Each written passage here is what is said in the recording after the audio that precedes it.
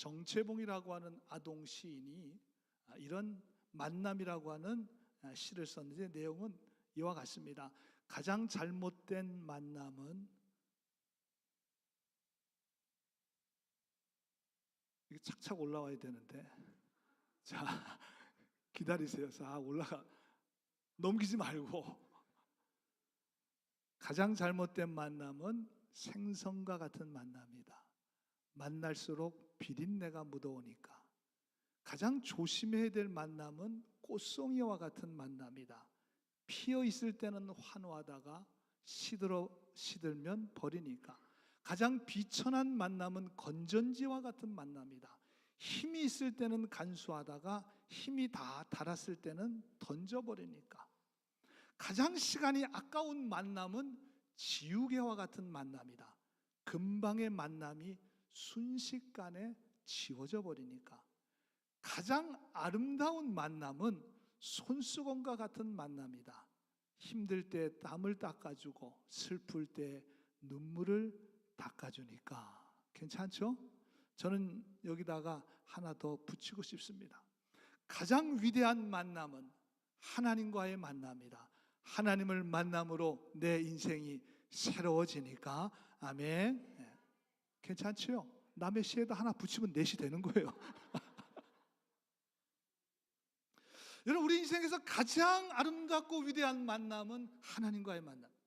하나님을 만나야 여러분 우리의 인생에 답이 나옵니다. 하나님을 만나야 내가 얼마나 존귀한 인생인지를 깨닫게 됩니다. 하나님을 만나야 우리의 인생이 새로워집니다. 하나님을 만나야 우리가 위대한 믿음의 인생을 살아갈 수 있습니다. 저는 오늘 여러분 모두가 다 하나님을 만나게 되는 그런 귀한 믿음의 역사가 일어나게 되기를 주님의 이름으로 간절히 축원합니다. 우리 옆 사람 이렇게 인사합시다. 오늘 무슨 일이 있어도 하나님 만나야 됩니다. 오늘 무슨 일이 있어도 하나님 밥은 못 먹고 가더라도 하나님 만나고. 우리가 여기 온 이유입니다. 오늘 본문 42절에 보니까 내가 거기서 너희와 만나고, 하나님이 지으라고 하신 성막 거기서, 우리가 오늘 예배드리는 바로 이곳에서 하나님이 우리와 만나시겠다는 것입니다. 43절에 보니까 내가 거기서 이스라엘 자손과 만나리니 그랬습니다. 성막은 하나님과 이스라엘 백성들이 만나는 만남의 장소입니다. 여러분, 바로 우리가 교회가 그렇죠. 여기가 하나님을 만나는 만남의 장소입니다.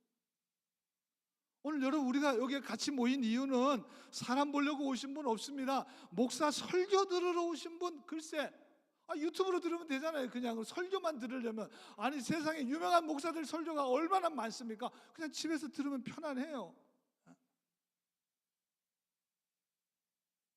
교회 일하러? 어떤 분들 교회 일하러 오세요. 그럼 봉사하러 오는 거죠. 진짜 말 그대로 어디 봉사센터 가시면 돼요. 여러분 잘 생각해 보세요. 뭐가 우선순위인가? 오늘 내가 교회에 왜 나왔는가? 목사도 똑같습니다, 여러분. 저는 뭐 교회에서 늘 있고 늘 일을 하지만, 그러나 저도 이 예배치 가운데 하나님을 만나야 제가 하나님의 거룩한 사역을 감당할 수가 있는 것입니다. 여러분들 하나님을 만나야 여러분들이 하는 봉사, 여러분들이 하는 섬김, 여러분들이 하는 헌신, 희생, 그것이 의미가 있는 거예요. 하나님을 만나지 못하면 봉사하다가 시험 들죠. 당연하죠. 일하다가 시험 드는 건 당연하죠. 하나님 만남 없이 일하니까, 하나님 만남 없이 봉사하니까, 하나님 만남 없이 희생하니까. 여러분, 우리는 오늘 이 자리에 하나님을 만나기 위해서 왔습니다. 하나님의 성령을 체험하기 위해서입니다. 오늘 하늘로부터는 그 신령한 은혜를 경험하고 체험하기 위해서 오늘 우리들이 이 자리에 모인 줄로 믿습니다. 여러분, 하나님께서 이스라엘 백성들을 출애굽시키고 나서 지금 힘든 광야입니다. 빨리 지나가야 될 광야예요. 그런데 광야에서 성막을 지으라고 하십니다. 아니, 가나안 도착해가지고 좀 편안하게 거기 내 집도 짓고 좀 편안하게 살게 될 때 그때 성막을 지으라고 하면 일리가 있어요. 그렇죠. 우리가 정착했으니까. 이제 성막을 잘 져서 하나님께 제사해야 되는데 지금 광야에서 지으라고 하십니다. 하나님이 광야에서 이스라엘 백성들에게 성막을 지으라고 그러십니다. 왜 그렇습니까? 하나님의 백성들에게 있어서 가장 중요한 것은 바로 하나님을 만나는 것입니다. 우리는 반드시 하나님을 만나야 하고 하나님을 만나야 살 수 있는 인생이에요. 그리고 그 만남은 그냥 형식적으로 하이 한번 보고 만나는 것이 아니라 계속적인 만남이고 지속적인 만남이고 영원한 만남. 왜냐하면 오늘 본문 45절을 보니까 내가 이스라엘 자손 중에 거하여 그들의 하나님이 될 것이다 그랬습니다. 하나님이 이스라엘 백성 중에 거하신답니다. 이 거하여라고 하는 원래 원어의 뜻은 영원히 머물다, 계속해서 머물다, 지속적으로 거주하다는 뜻입니다. 그래서 영어 번역에는 I will dwell이라고 하는 표현을 썼습니다. 내가 거기 거주하겠다, dwell, 살겠다. 메시지 영어 성경에 보니까 I will move in. 하나님이 무빙 하시겠대요. 무빙. And live with the Israelites. 이스라엘 백성과 함께 살려고 무브하시겠다. 무브인. 이사하시겠다는 것입니다. 이사해서 우리와 같이 살겠다는 거예요. 여러분 오늘 마찬가지입니다. 하나님은 우리와 함께 계속해서 영원토록 함께 거하시기를 원하십니다. 지금 우리 가운데 거하셔서 우리의 예배를 받으시고 성령으로 임재하셔서 여러분들과 함께 거주하고 계십니다. 우리가 오늘 하나님 만나야 됩니다. 하나님 만남으로 우리의 영혼이 치유되고 회복되고 온전케 되는 귀한 믿음의 역사가 일어나게 될 줄로 믿습니다. 그렇다면 하나님께서는 무브인해서라도 거처를 옮기면서까지 우리와 같이 살기를 원하시는데 그럼 우리가 해야 될 일이 있을 거 아니에요. 우리 어떻게 해야 돼요? 오늘 보면 42절에 이는 너희가 대대로 여호와 앞에서 회막문에서 늘 드릴 번제라 그랬습니다. 대대로 그랬습니다. 메시지 영어 성경에 보니까 generation after generation, 세대 후에 또 세대, 또 after generation, 또 다음 세대, 계속해서 그 말, 세대가 계속해서 이어지는 거예요. 여러분 구약에서부터 그리고 신약의 교회가 시작되면서 계속해서 구약에는 제사, 신약에서는 예배로 계속해서 지금까지. 여러분 우리 교회가 시작되고 나서 예배가 시작된 게 아니에요. 계속해서 제너레이션 애프터 제너레이션 계속해서 지금까지. 왜? 저 말씀 대대로 우리 하나님 앞에서 번제를 드려야 된다. 제사를 드려야 된다. 예배를 드려야 된다는 것입니다. NIV 영어 성경은 regularly라고 하는 표현을 썼습니다. 그리고 메시지 영어 성경에는 daily라고 하는 표현을 썼습니다.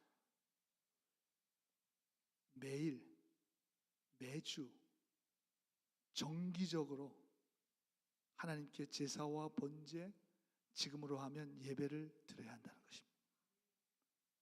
가끔 기분 좋을 때, 가끔 교회 나오고 싶을 때, 좀 마음이 좀 그럴 때, 그럴 때만 예배 드려야 되는 게 아니라 내가 어떤 상황과 처지와 형편 가운데 있을지라도 regularly, daily, 규칙적으로, 정기적으로 매 시간, 매 순간 하나님 앞에 예배를 드려야 한다는 것입니다. 그래야 우리가 알 수 있어요. 하나님이 내 안에 거하신. 오늘 본문 마지막 46절에 보니까 그들은 내가 그들의 하나님 여호와로서 그들 중에 거하려고 그들을 애굽 땅에서 인도하여 낸 줄을 알게 될 것이다. 나는 그들의 하나님 여호와다. 여러분 우리가 정규적으로 규칙적으로 레귤러리 데일리하게 예배드려야 하는 이유는 바로 예배를 통해서 하나님이 우리 안에 거하심을 깨닫게 된다는 것입니다. 우리가 예배를 드림으로 구원하신 하나님을 알게 된다는 것입니다. 내가 왕 같은 제사장이라고 하는 거룩한 존재라고 하는 것을 깨닫게 된다는 것입니다. 그리고 하나님의 교회의 선한 사역을 잘 감당할 수 있는 그런 믿음의 사람들이 될 수 있다는 것입니다. 그래서 여러분, 예배를 가볍게 생각하고 예배? 다음에 또 드리면 되지. 다음 주에 또 예배 있는데, 그런 말 하시면 안 돼요. 절대 안 됩니다. 예배의 은혜를 못 받으면서 내가 하나님과 동행한다? 내가 믿음이 있다? 명백한 거짓말이에요. 그거는 명백한 거짓말이에요. 제가 거짓말 조금 못해서 저는 예배 드리는 여러분들의 모습을 보면 여러분들의 믿음을 다 알 수 있어요. 거짓말 조금 못해서 어떻게 제가 여러분들 다 알겠어요. 그러나 예배 드리는 것만 봐도 알 수 있어요. 알 수 있죠. 알 수 있습니다. 구약에 보면 하나님께서 절기를 계속 지키라고 명령하셔요. 절기를 지켜야 된다.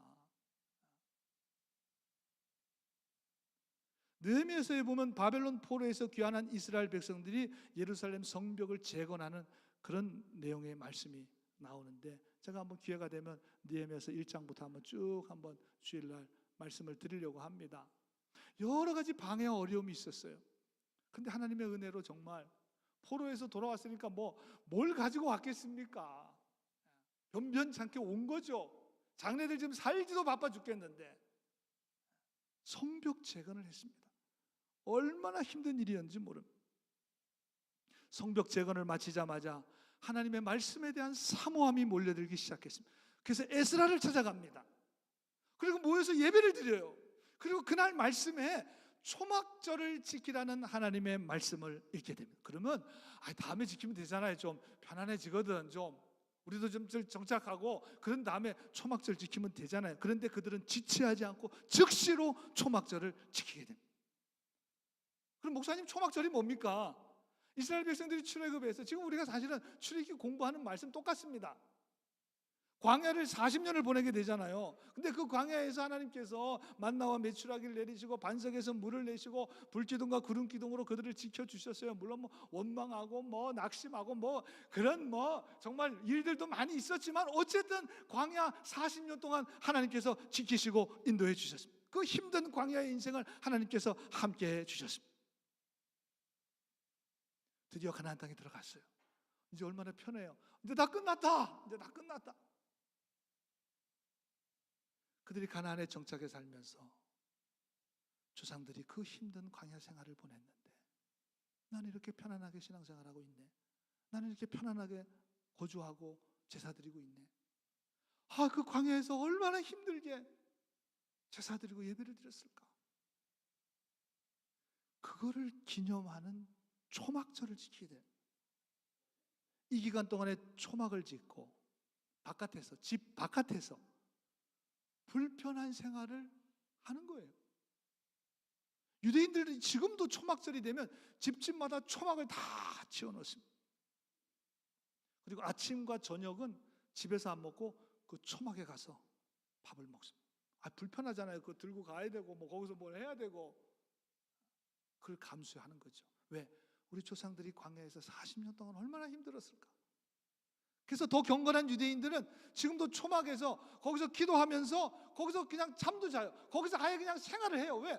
우리 조상들도 광야 40년 동안에 이 초막에서 짓고 살았는데 나 지금 며칠 동안 이거 못해? 그러면서 초막에서 살아. 이번에 가도로 선교를 참 여러분들이 많이 기도해 주시고 도우시고 협력해 주셔서 잘 다녀왔습니다.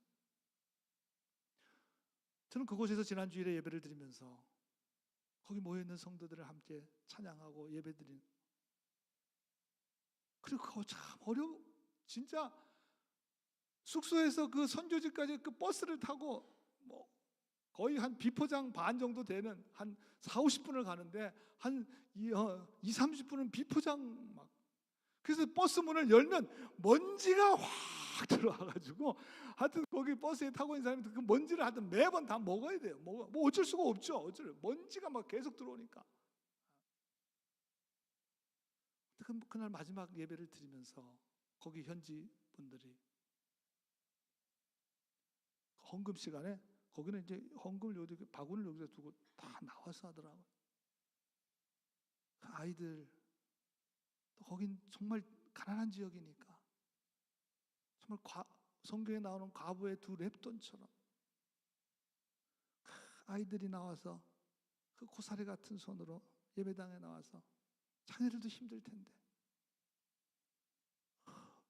그 동전을 헌금하는 모습을 제가 그 앞에서 이렇게 지켜보면서 눈물이 나더라고요. 저는 이렇게 어려운데 누가 도와주어야 살아갈 수 있는 사람들인데 그런데도 거기서 기쁨으로 예배하고 하나님 앞에 헌금을 드리고 그 캐톨릭 국가니까 뭐 거의 국교죠. 거의 95%가 캐톨릭인데 그래도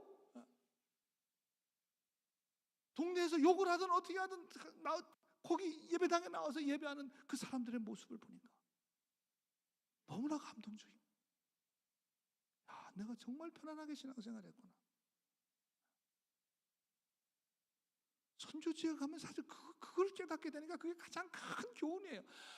이곳에서도 하나님을 예배하는구나. 이렇게 열악한 가운데서 그냥 물만 열면 그냥 먼지가 막 쏟아져. 여러분 지금 우리 문 열 때 막 먼지가 쏟아져 들어오면 아마 다 도망가실 거예요. 저쪽 문으로 다 도망가실 거예요.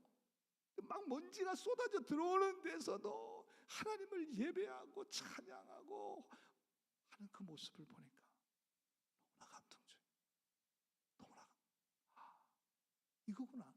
우리가 뭘 도와주러 간 게 아니라 이 은혜를 받고 오는 거죠. 이 은혜를 이런 상황 속에서도 하나님을 예배하고 하나님을 찬양하고 교회를 세워가는 사람들이 있구나. 없는 줄 알았더니 난 너무 편하게 신앙생활하고 있었구나. 그걸 깨닫게 되니까 막 감사가 밀려오는 거죠. 감사가 밀려.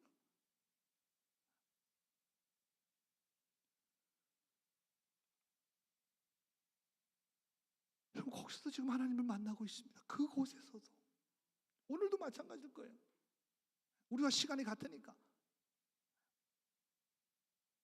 여러분 우리가 하나님을 만나고 하나님의 은혜를 기억하고 하나님과 함께 하겠다는 것이 바로 이 초막절을 지키는 것입니다. 예배를 드리는 것입니다.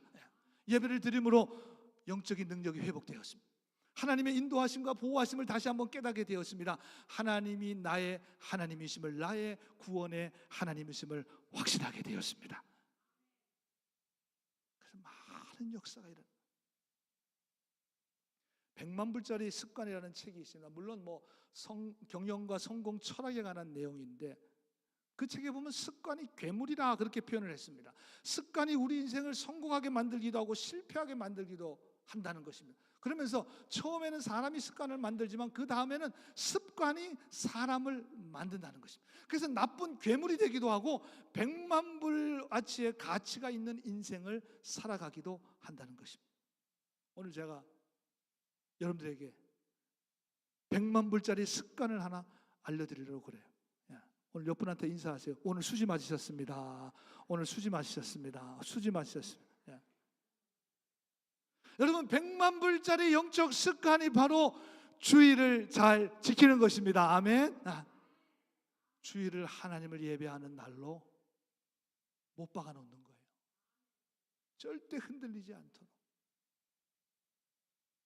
완전히 못을 박아 놓는 것입니다. 강력한 못을 박아 놓는 것입니다.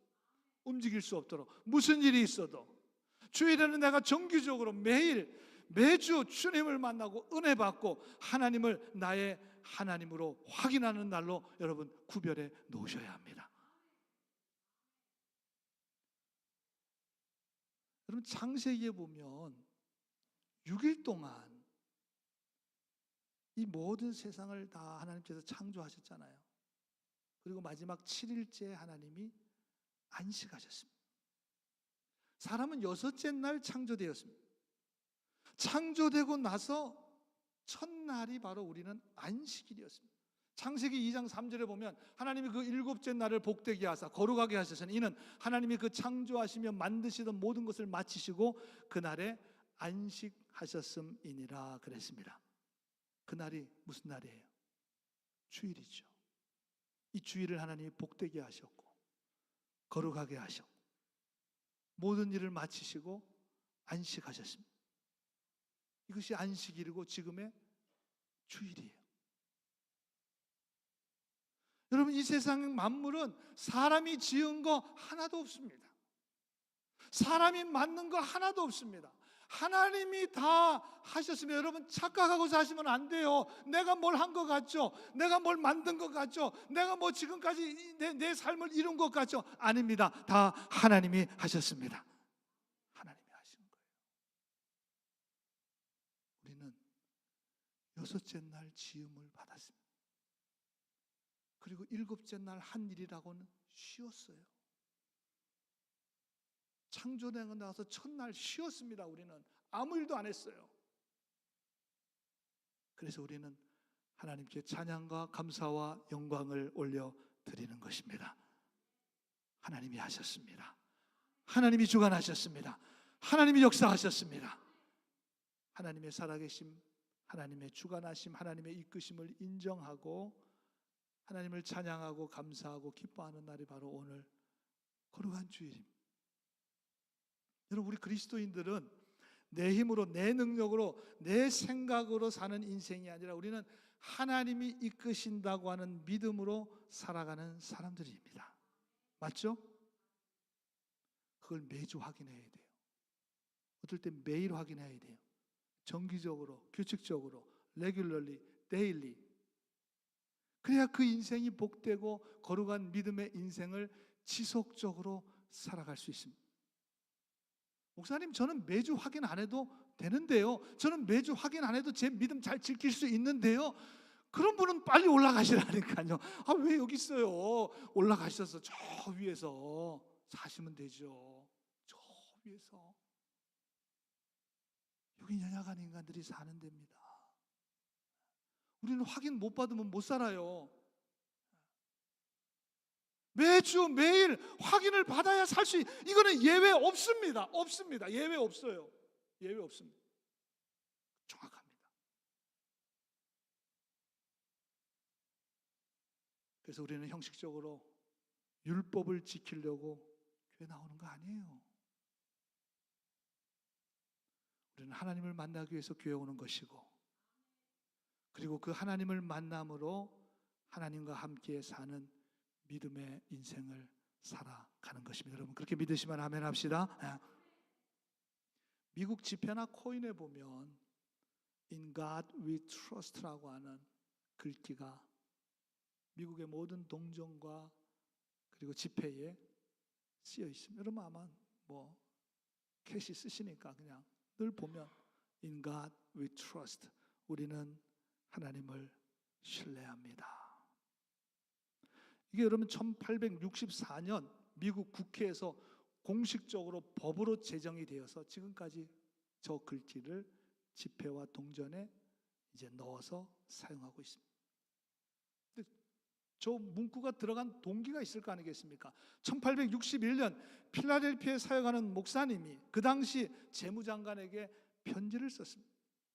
점점 미국이 세속화되어 가고 있습니다. 점점 미국이 타락해 가고 있습니다. 점점 미국이 천교도 정신으로 세운 이 나라가 점점 그 천교도 정신이, 기독교 정신이 점점 더 흐릿해 가고 있습니다.